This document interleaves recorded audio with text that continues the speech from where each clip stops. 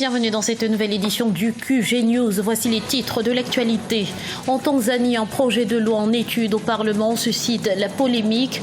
Il prévoit des peines d'emprisonnement pour les infractions liées aux activités quotidiennes des partis politiques.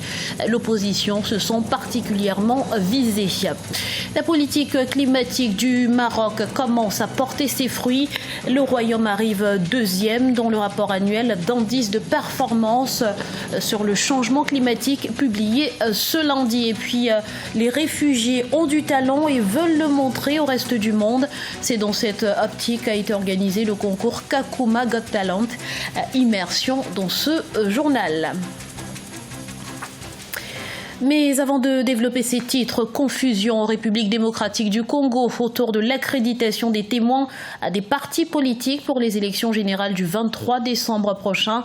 Dans un communiqué, la CENI a rappelé que ces derniers doivent être obligatoirement choisis parmi les électeurs inscrits sur la liste électorale de leur circonscription d'affection, une contrainte qui ne figure pas dans la loi électorale et qui de facto pénalise de nombreuses formations. Notons que la procédure d'accréditation des témoins est prévue pour durer jusqu'au 22 décembre. En examen depuis le 16 novembre 2018, un projet de loi crée la discorde au sein du gouvernement tanzanien et pour cause, il prévoit que l'autorité de régulation nationale des partis politiques puisse prendre des décisions influençant directement les activités des formations politiques. L'opposition y voit une menace pour les libertés. Les détails avec Nathalie Mau.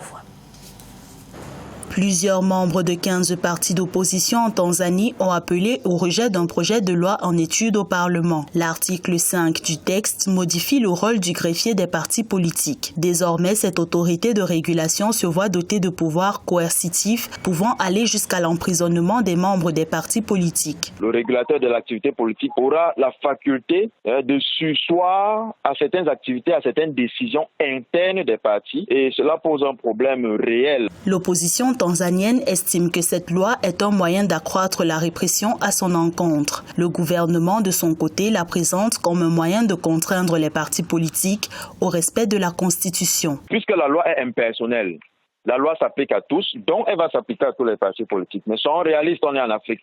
À partir du logiciel à travers lequel on va choisir les managers, les décideurs, qui vont opérationnaliser la conduite et le vécu de ce régulateur des partis politiques, on peut très bien voir qui ici va subir les décisions de ce régulateur.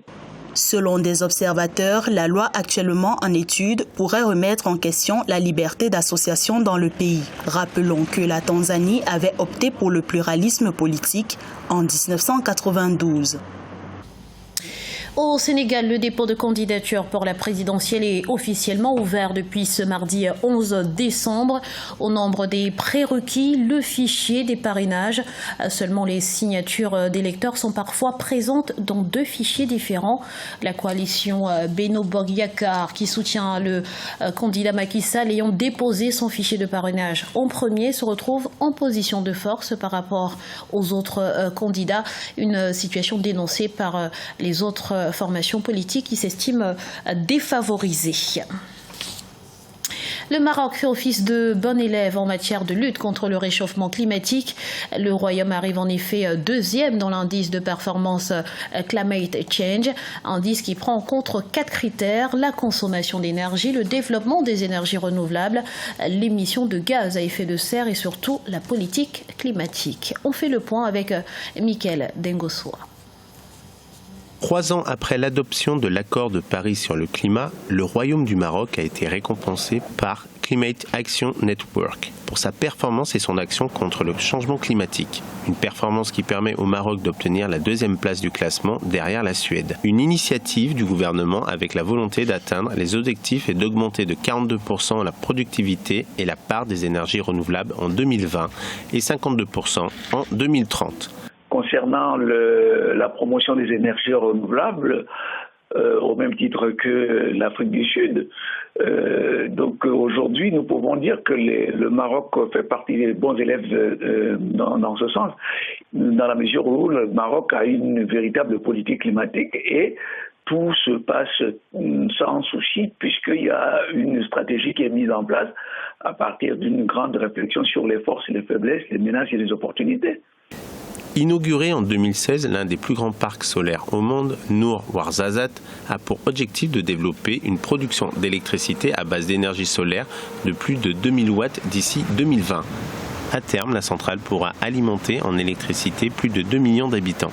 S'il y a un bon élève comme le Maroc, pourquoi ne pas s'inspirer du modèle marocain comme je peux utiliser un langage que nous avons au niveau du management qui s'appelle le benchmarking, c'est autant se rapprocher d'eux et puis de regarder comment ils ont fait et puis s'en inspirer. Un budget d'1 milliard de dollars a d'ailleurs été alloué pour l'Agence marocaine pour l'énergie solaire. Le Maroc se positionne aujourd'hui comme le leader dans les énergies renouvelables en Afrique. Qui sera le nouveau président de la Fédération camerounaise de football? Eh bien, la réponse est attendue dans les prochaines heures puisque l'Assemblée générale élective a débuté ce matin du 12 décembre 2018. Les travaux qui se poursuivent à huis clos seront sanctionnés en fin de soirée par la présentation du nouvel exécutif de la FECAFOOT. Écoutons à ce propos le président du comité des sages de la FECAFOOT, Prince Emmanuel Ngassa Api, qui formule ses attentes par rapport à ce scrutin. Je souhaite certainement que celui qui sera élu soit un président capable d'essouffler une nouvelle vision sur le football camerounais en perte de vitesse. Ce que je souhaite, que le football redevienne le pouvoir comme en notre temps. Vous savez, je suis le président du comité de sages de FECAFOOT et je suis en même temps président du conseil de sages de l'Union des sportifs de Douala. J'ai gagné 3 fois la Coupe d'Afrique, en 1979, en 81. Donc je parle ici en tant qu'artisan de ce sport. Je ne souhaite pas que celui qui soit élu soit un aventurier. Je souhaite quelqu'un de capable d'essouffler à notre sport une vraie vision de l'avenir. Promouvoir le talent artistique et la créativité de jeunes réfugiés. C'est l'objectif du Kakuma Got Talent au Kenya. Durant 3 jours, l'événement organisé par l'Agence des Nations Unies pour les réfugiés offre aux lauréats un soutien financier et aussi un accompagnement pour suivre des formations. Retour sur cet événement avec Mathilda Diaby. La 5e édition de Kakuma Got Talent a animé pendant 3 jours le camp de réfugiés de Kakuma au nord-ouest du Kenya. Cet événement, organisé par la Fédération luthérienne mondiale et l'Agence des Nations Unies pour les réfugiés, a réuni plus de 700 participants qui ont pu révéler leur talent artistique. Nous avons du talent, mais aucun soutien. Sans soutien, nous ne pouvons arriver nulle part. Nous n'avons ni studio, ni argent pour enregistrer. No studio, no money for recording. Fondé en 1969 par l'Agence des Nations Unies pour les réfugiés, le camp de Kakuma compte désormais plus de 186 000 habitants ayant fui la Somalie, le Soudan du Sud et d'autres pays d'Afrique de l'Est et d'Afrique centrale. J'aimerais dire au monde de ne pas seulement nous regarder comme des réfugiés, mais comme des personnes talentueuses. Même si nous n'avons pas beaucoup de soutien, nous sommes capables de beaucoup. Parce que nous sommes la prochaine génération, c'est à nous que le futur appartient. Les lauréats du concours ont remporté un prix en espèces entre 50 et 100 $. La Fédération luthérienne mondiale prévoit de soutenir les gagnants par le biais de programmes de formation qui leur permettront de gagner leur vie grâce à leur talent.